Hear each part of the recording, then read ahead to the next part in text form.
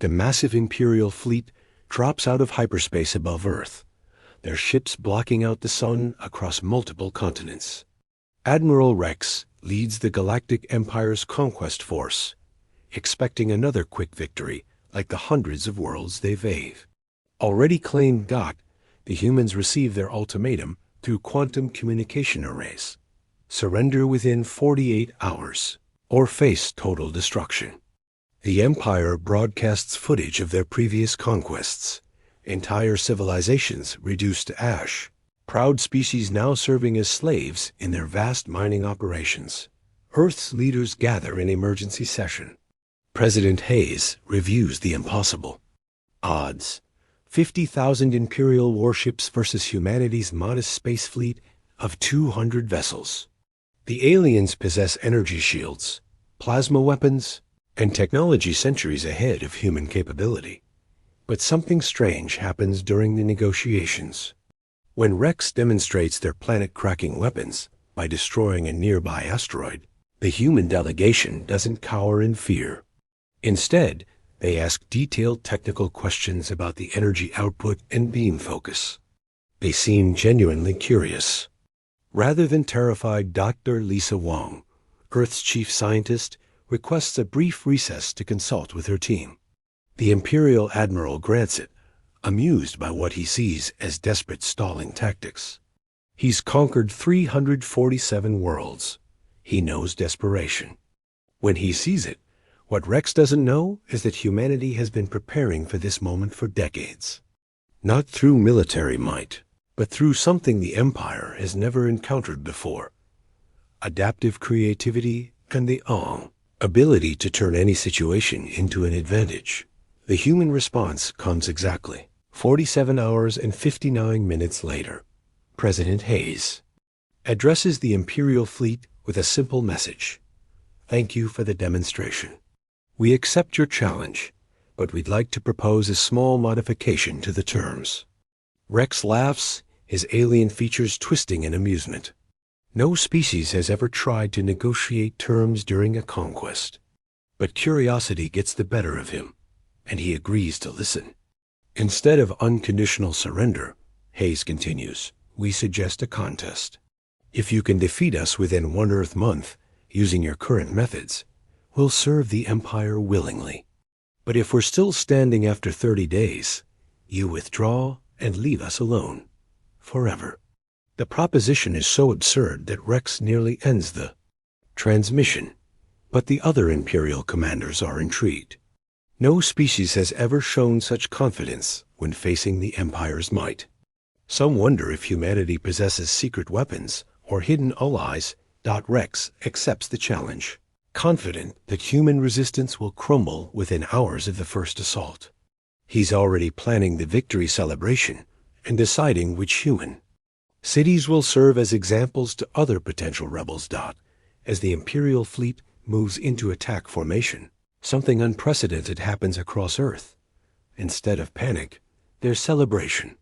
Humans pour into the streets, not to flee, but to watch the sky with anticipation. Children point excitedly at the alien ships, while adults set up viewing parties on rooftops.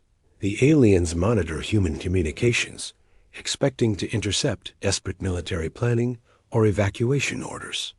Instead, they find betting pools on how long the invasion will take, comedy shows making jokes about the aliens' appearance, and social media memes mocking Imperial conquest footage. Dr. Wong broadcasts a message to them: "Imperial fleet, we should mention something before you begin. Humans have a saying, 'The house always wins.' We're about to show you why we're the house." Rex orders the first wave of attacks, targeting major military installations.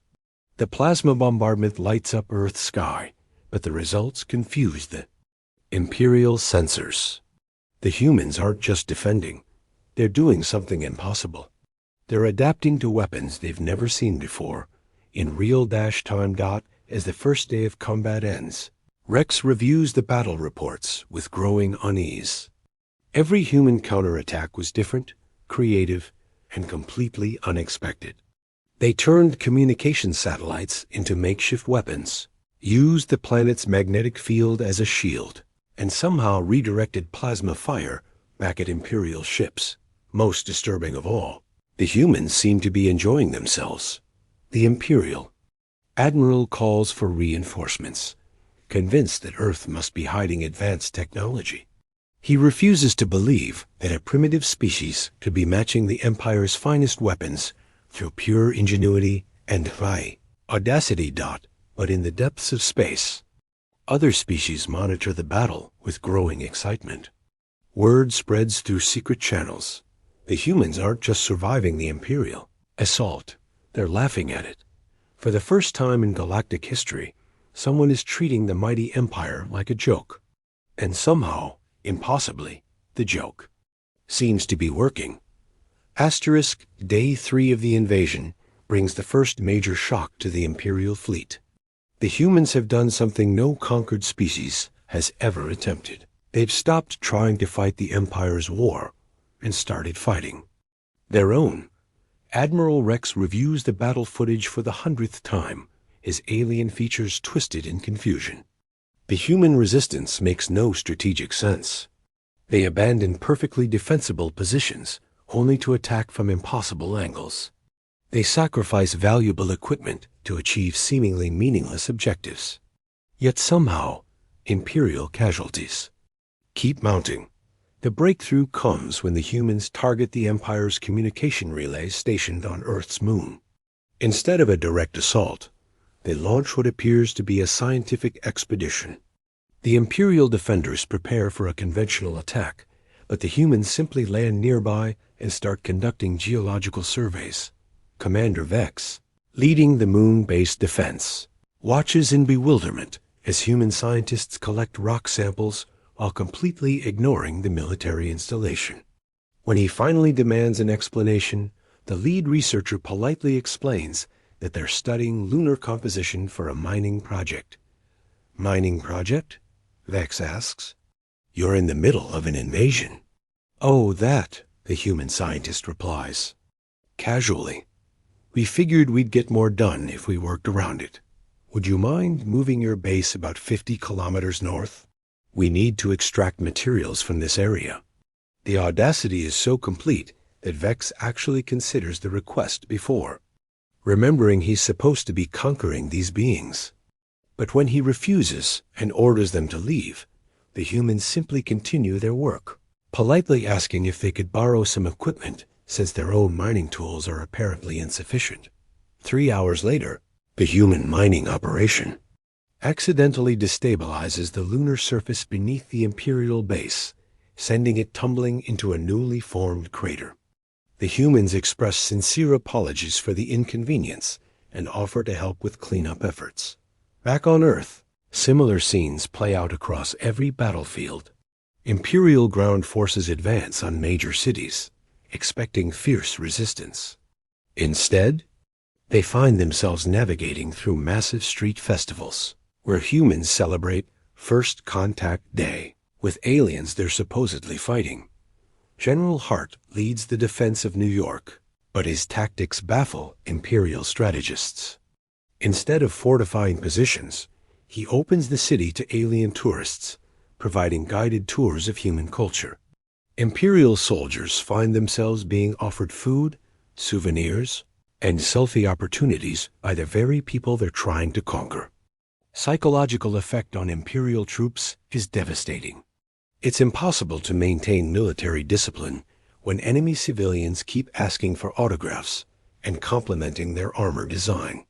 Some Imperial soldiers begin questioning whether they're actually at war or participating in some bizarre cultural exchange program. Rex calls an emergency council meeting with his commanders.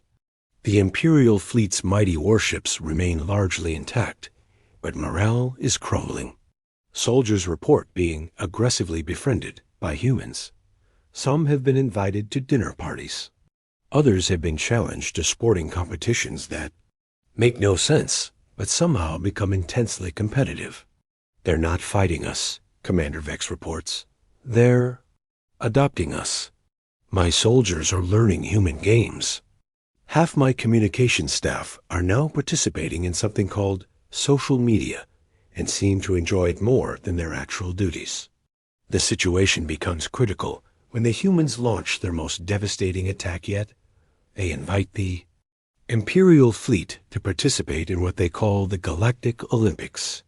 The event features competitions the aliens have never heard of, activities like synchronized orbital mechanics, and creative problem-solving under pressure.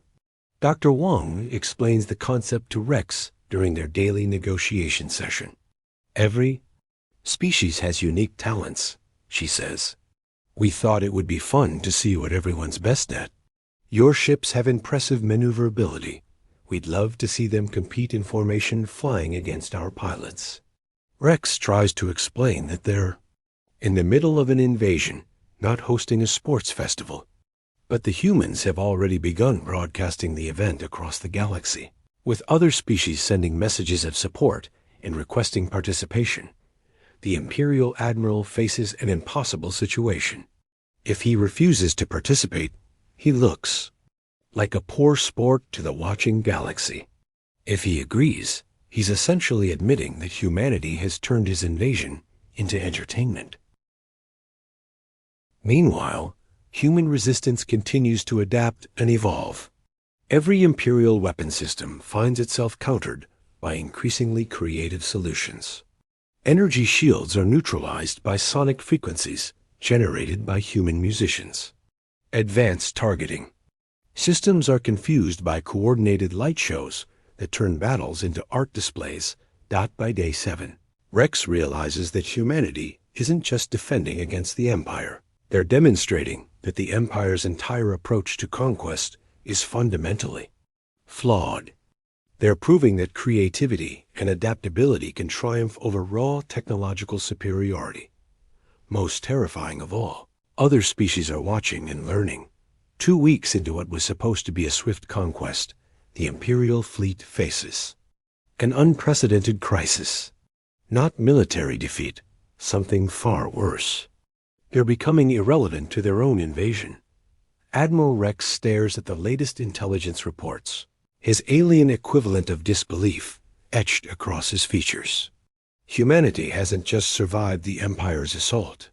They've transformed it into the galaxy's most popular entertainment program. Viewership numbers show billions of beings across hundreds of worlds tuning in daily to watch the human response. The transformation began when humans started treating Imperial bombardments like firework displays, rating them on artistic merit and technical execution. Military strikes became performance art, with humans providing live commentary and suggesting improvements to alien weapon techniques. Your plasma arrays have excellent coherence, Dr. Wong tells Rex during their morning briefing. But have you considered varying the frequency to create color patterns? It would add visual appeal without reducing effectiveness. Rex tries to maintain his dignity as a conqueror while humans rate his fleet's performance like entertainment critics. The worst part is that some of his officers have begun incorporating human suggestions into their attacks, creating increasingly elaborate displays that serve no military purpose. The situation deteriorates further when humans launch Operation Cultural Exchange. Instead of military counterattacks, Earth sends the Imperial fleet care packages containing human art, music, literature, and food. The packages include handwritten notes thanking the aliens for visiting and hoping they enjoy their stay. Imperial soldiers, trained for conquest and destruction, find themselves receiving homemade cookies from enemy grandmothers and mixtapes from human teenagers. The psychological impact is devastating. How do you maintain military aggression against people who keep asking if you're eating enough and whether you need extra blankets for cold space nights? Commander Vex reports the most alarming development yet. His troops are developing emotional attachments to their human contacts. Soldiers request specific assignments so they can continue conversations with individual humans about everything from family life to career aspirations. Sir, Vex explains to Rex, Private Cole has learned to play something called chess and claims he's developed a strategic partnership with a human child named Tommy. He's requesting leave to attend Tommy's birthday party. Rex orders an immediate end to all non-essential human contact, but the damage is done. The Imperial fleet's rigid hierarchy is crumbling as soldiers begin adopting human customs like informal communication, creative problem-solving, and celebrating individual achievements rather than following orders blindly. The crisis reaches its peak when humans propose the ultimate challenge, a collaborative project between Earth and the Imperial fleet to solve a galactic engineering problem.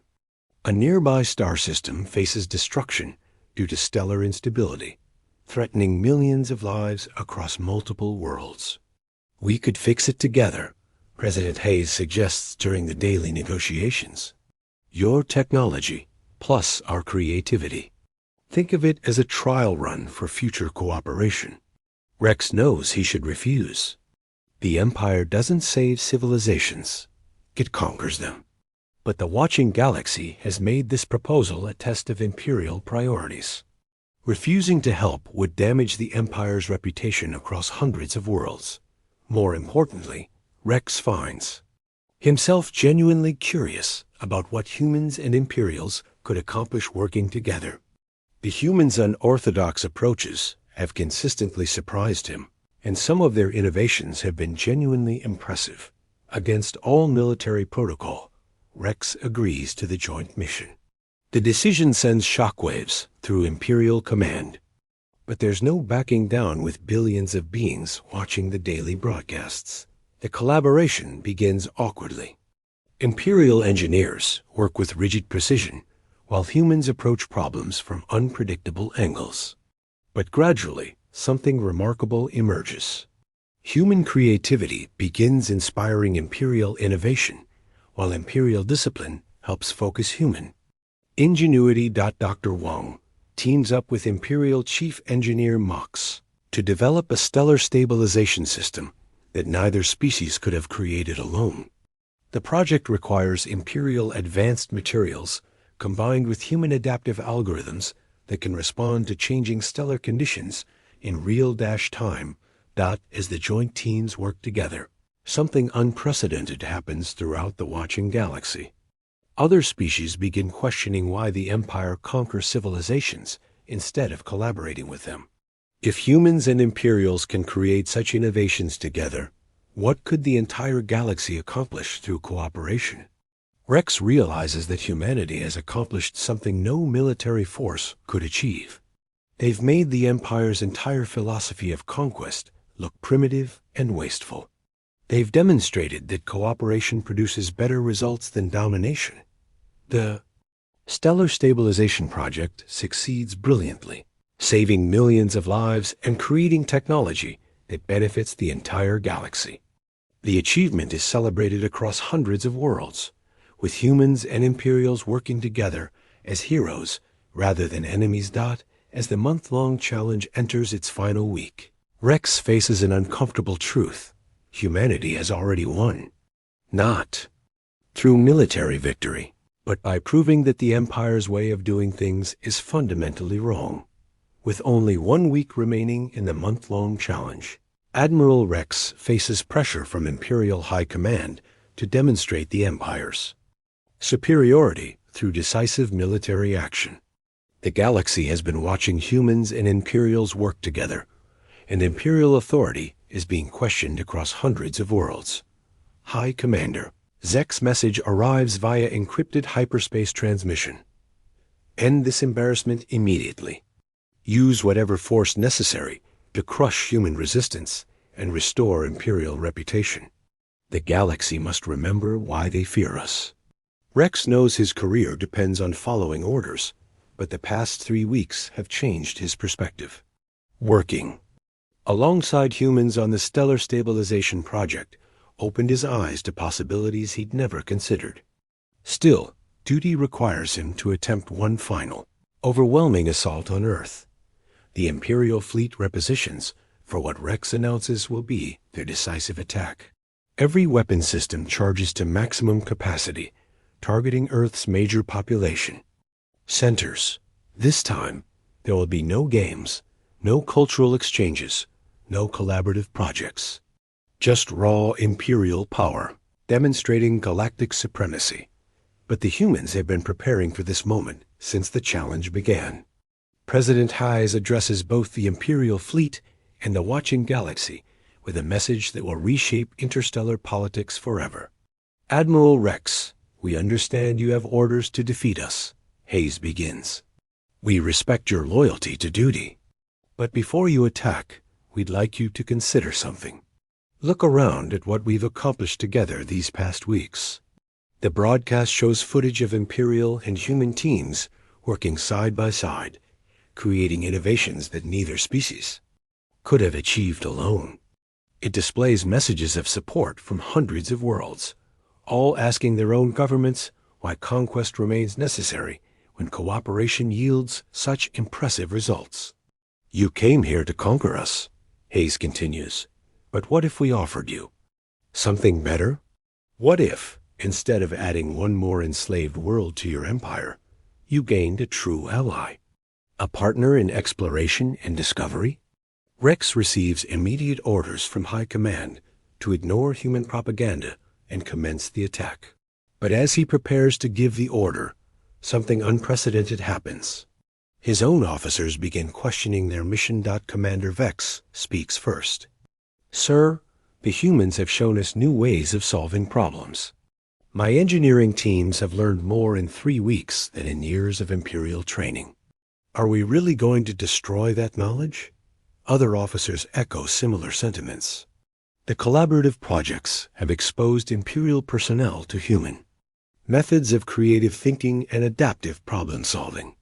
Many realize they've become better at their jobs by working with humans rather than against them. Rex faces an impossible choice.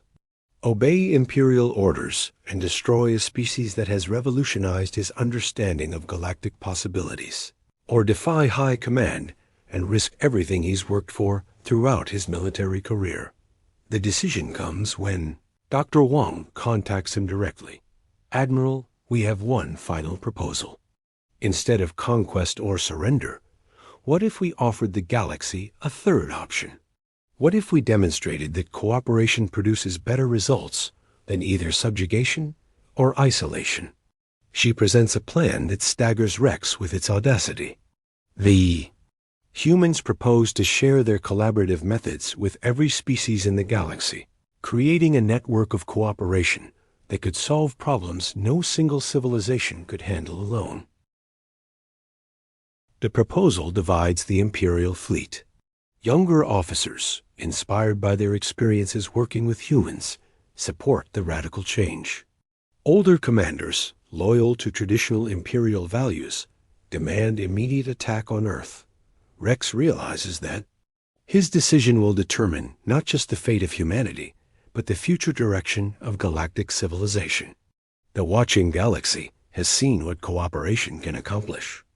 If he attacks Earth now, he'll be seen as destroying hope for a better future. But defying High Command means the end of his career and possible court-martial for treason. The attack order comes again, more forcefully. Rex must choose between duty to the Empire and responsibility to the galaxy. His finger hovers over the weapon activation control as millions of beings across hundreds of worlds wait for his decision. In that moment of ultimate choice, Rex thinks about Private Cole learning chess from a human child, about the stellar stabilization project that saved millions of lives, about his own officers becoming better versions of themselves through human collaboration. He realizes that humanity has already achieved something no military force could accomplish. They've made him question everything he believed about power, conquest, and what it means to be truly strong. The attack countdown reaches 0. Admiral Rex's finger freezes over the firing control. In that suspended moment, with the eyes of the galaxy upon him, he makes a choice that will echo through history. He powers down the weapons. The decision sends shockwaves through the Imperial command structure. High Commander Zek's furious transmission. arrives immediately. Rex, what are you doing? Fire those weapons immediately. But Rex has found his answer. High Command, I'm looking at something unprecedented. The humans haven't just survived our assault. They've improved it. They've taken everything we thought we knew about power and shown us we were thinking too small. The Imperial fleet watches. In stunned silence as Rex addresses both his crew and the galaxy. For centuries, the Empire has measured strength through conquest. We believed that forcing others to submit was the ultimate demonstration of power. The humans have taught us something different. True strength comes from making others want to stand with you. Dr. Wang's voice cuts through the tense silence. Admiral Rex, Earth's month-long challenge officially ends in 17 minutes. But we'd like to make one final offer, not just to you, but to every species listening across the galaxy. President Hayes joins the transmission. We propose the formation of the Galactic Cooperative Alliance. Not a government that rules over others, but a partnership where each species contributes their unique strengths to solve problems together. The Imperial fleet would be welcome as founding members, bringing their organizational skills and advanced technology. The response from across the galaxy is immediate and overwhelming. Species that have lived in fear of imperial expansion suddenly see an alternative. Messages pour in from hundreds of worlds, expressing support for the cooperative model and requesting membership. Rex faces a cascade of communications from his own fleet. Officers report that their crews are requesting permission to remain at Earth and continue collaborative projects. The stellar stabilization technology they developed with humans has already received implementation requests from dozens of star systems. Most telling of all, Imperial High Command's attempts to recall. The fleet face widespread resistance. Ships that have spent weeks working alongside humans report mechanical difficulties that prevent immediate departure. The difficulties are clearly fabricated. Rex's officers have found reasons to stay. Commander Vex approaches with the final battle assessment. Sir, I need to report something unusual. According to all military metrics, we've achieved total defeat. We failed to conquer Earth, failed to maintain fleet discipline, and failed to uphold imperial authority. He pauses, his alien features showing something resembling a smile. But, according to every other measure of success, technological advancement, cultural enrichment, problem-solving capability, and crew satisfaction, this has been the most successful mission in Imperial history. The transformation becomes complete when High Command arrives with reinforcements to restore order.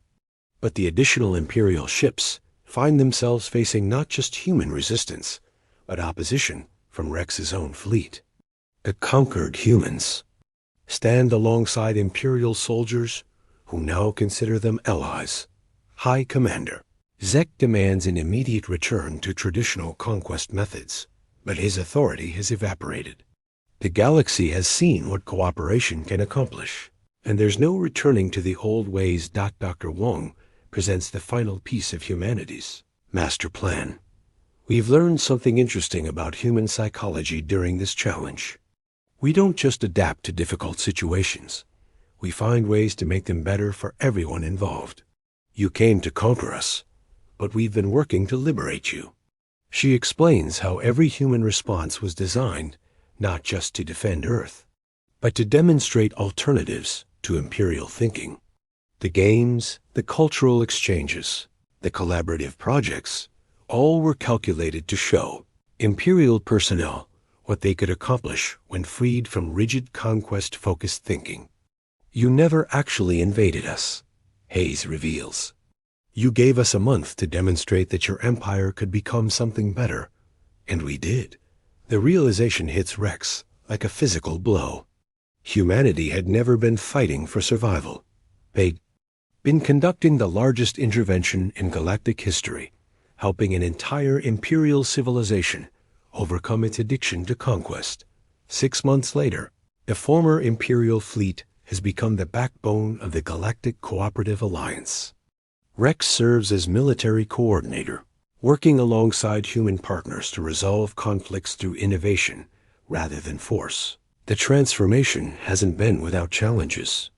Some imperial worlds resist the new cooperative model, preferring traditional conquest methods. But the results speak for themselves. Problems that would have taken the Empire decades to solve through force are resolved in weeks through collaborative innovation. Rex often reflects on humanity's greatest victory. They didn't defeat the Empire through superior weapons or tactics. They won by proving that the Empire's definition of victory was fundamentally wrong. Humans didn't just laugh at imperial defeat, they transformed it into everyone's triumph. The galaxy learned that true power comes not from making others submit, but from making them want to succeed together.